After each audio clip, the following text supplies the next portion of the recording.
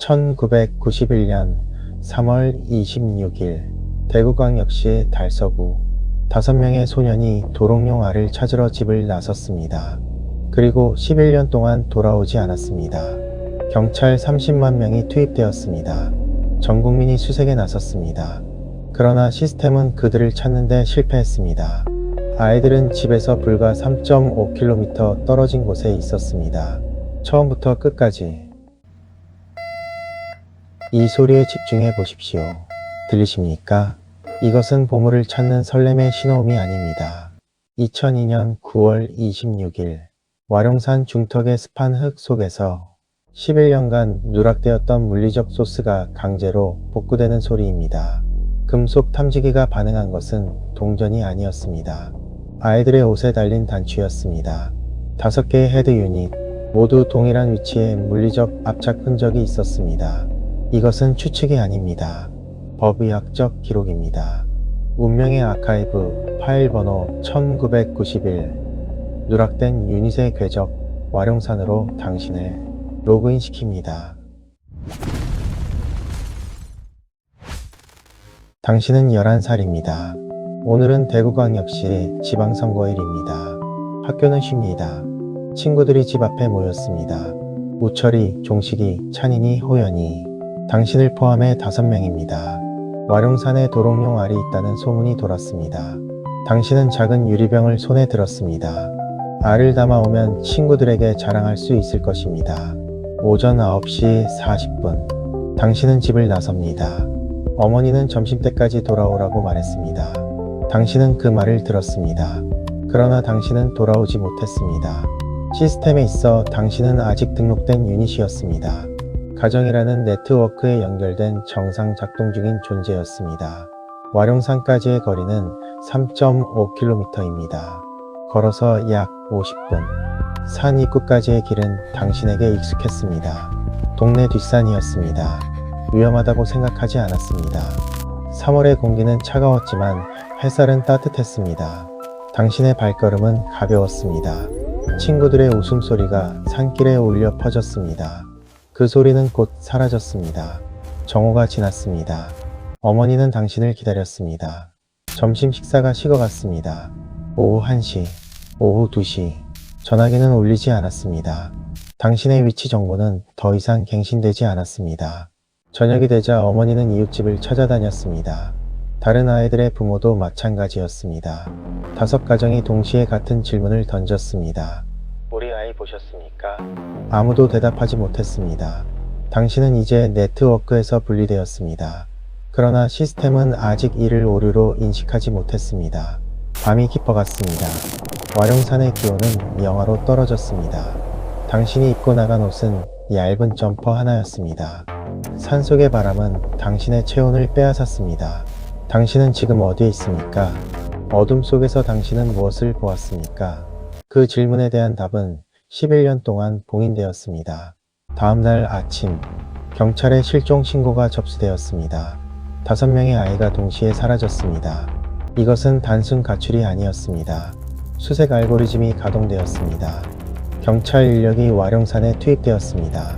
헬기가 하늘에서 산을 스캔했습니다. 군 병력까지 동원되었습니다. 3월의 와룡산은 수천 명의 발자국으로 뒤덮였습니다. 그러나 결과는 동일했습니다. 검색 결과 없음. 시스템은 작동했습니다.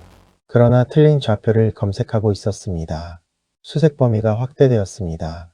와룡산을 넘어 대구 전역으로, 대구를 넘어 경상북도 전역으로, 전국의 버스터미널과 기차역에 전단지가 붙었습니다.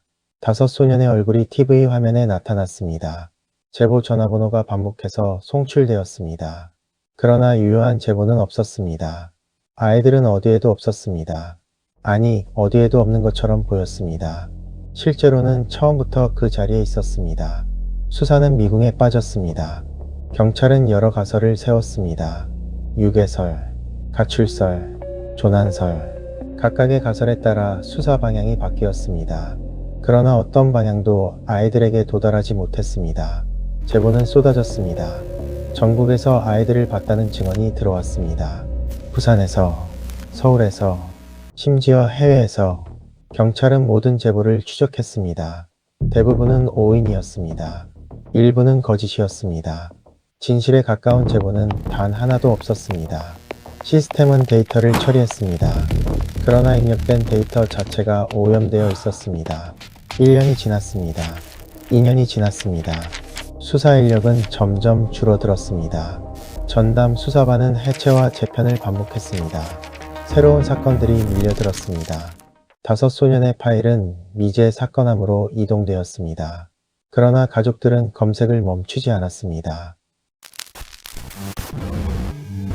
시간은 흘렀습니다. 1991년이 1992년이 되었습니다. 1995년이 되었습니다. 2000년이 되었습니다. 새 천년이 밝았습니다. 당신의 친구들은 21살이 되었습니다. 대학에 다니거나 직장을 구했을 나이입니다. 그러나 당신의 시간은 여전히 1991년 3월 26일에 정지되어 있었습니다. 11살, 도롱뇽 알을 찾으러 나선 소년. 그 이미지는 변하지 않았습니다.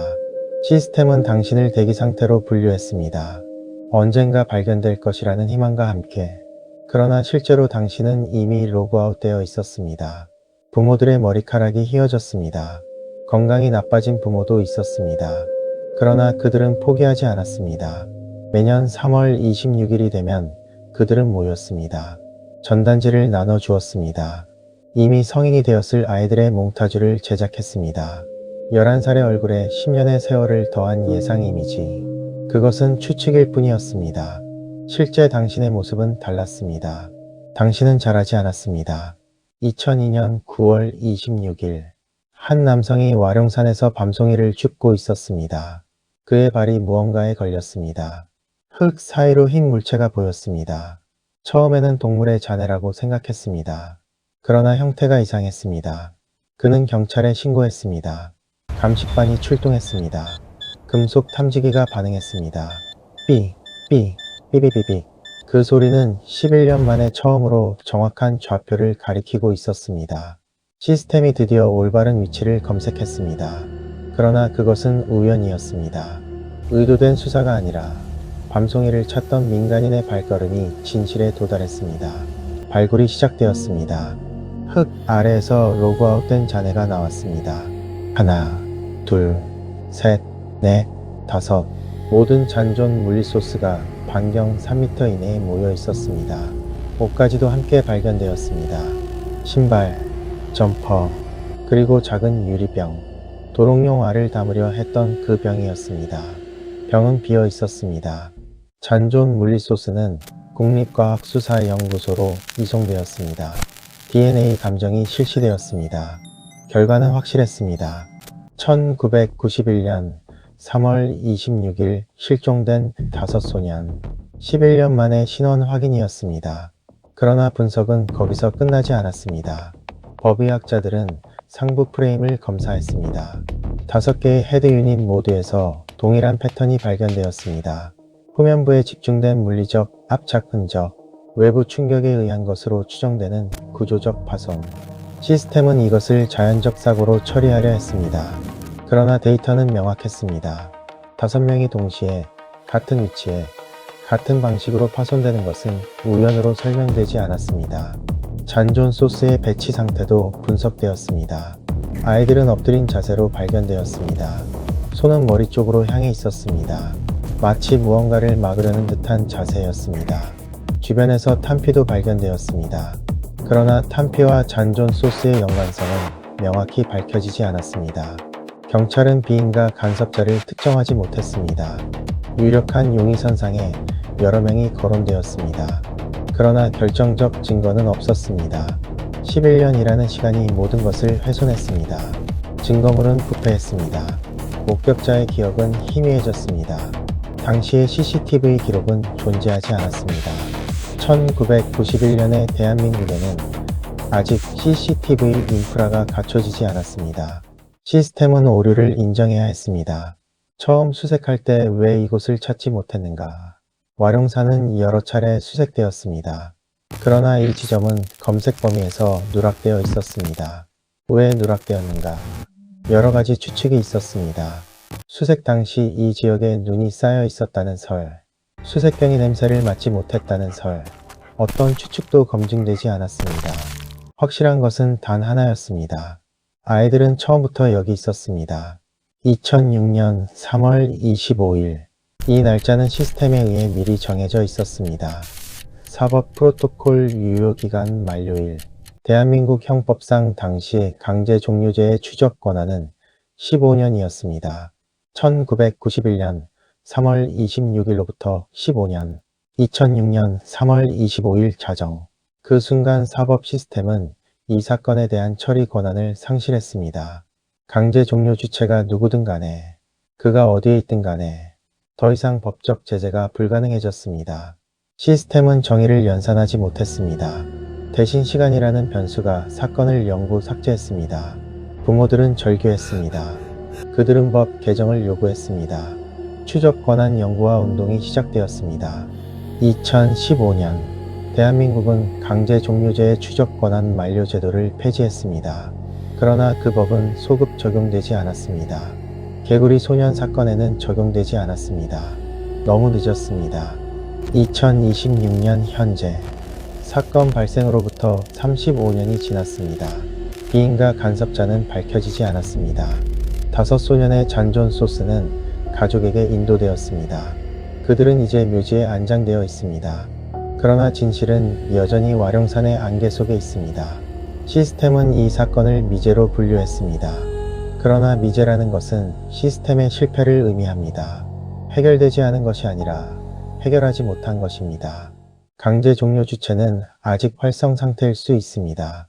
1991년에 30대였다면 지금 60대입니다. 그는 어딘가에서 평범한 일상을 살고 있을 수 있습니다. 법적으로는 안전합니다. 추적 권한이 만료되었으므로, 그러나 기억에는 유효기간이 없습니다. 첫 번째 오류, 검색 범위의 누락. 와룡산은 여러 차례 수색되었습니다. 그러나 아이들이 발견된 지점은 수색되지 않았습니다. 집에서 3.5km, 걸어서 50분 거리, 가장 먼저 검색했어야 할 좌표였습니다. 시스템은 왜 이곳을 건너뛰었습니까? 두 번째 오류, 데이터 오염. 전국에서 쏟아진 제보는 수사력을 분산시켰습니다. 경찰은 부산과 서울을 수색하는 동안 아이들은 와룡산에 있었습니다. 잘못된 입력이 잘못된 출력을 만들었습니다. 세 번째 오류, 시간의 삭제. 추적 권한에는 유효기간이 설정되어 있었습니다.